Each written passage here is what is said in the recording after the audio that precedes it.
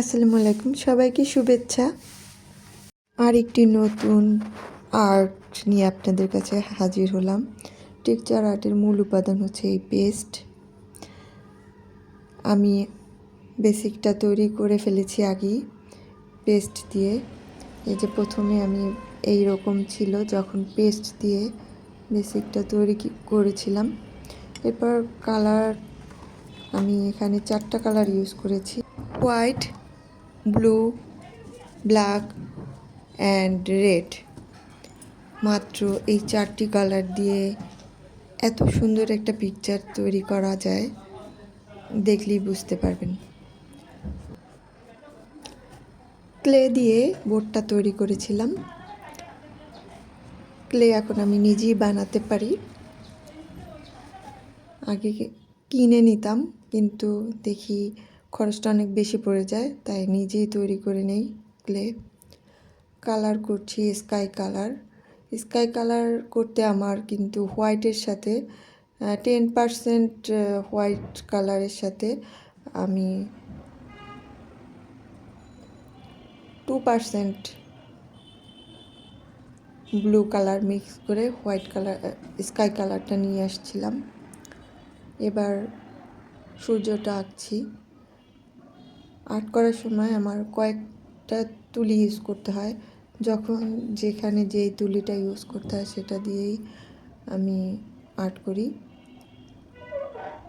আর একবারে তো কালার আনা যায় না, কালার আনতে আমার বেশ কয়েকদিনই লাগে। ন্যাচারাল যে কালারটা ওটা আনতে আমার অনেক সময় লাগে।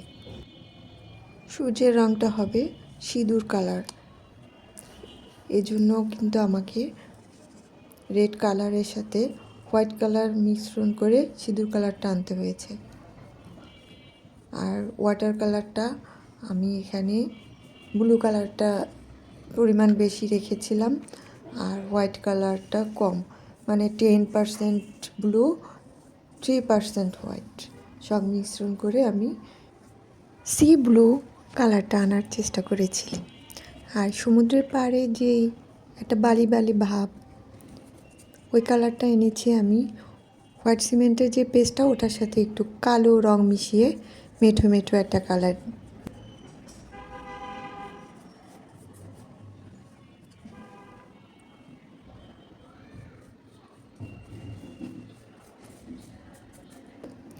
ওটার উপর যখন আরও কালার করব তখন পুরোপুরি একবারে সমুদ্রের তীরে যে বালু বালু একটা ভাব কালার সেটা চলে আসবে।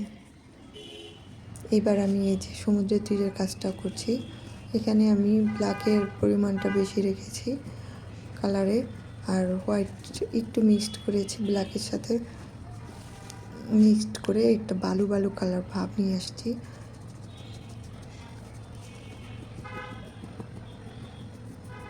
কালার ব্যালেন্সটা আপনারা নিজেরই বেছে নিতে হবে। যারা আর্ট করি আমরা, তারা কালার ব্যালেন্স করে নেই। কখনো একটু বেশি হয়ে গেলে সেটা আবার কমানোর জন্য আবার একটা কালার প্রসেসিং তৈরি করে। এই যে এখন মোটামুটি কমপ্লিট করেছি, কেমন হয়েছে জানাবেন।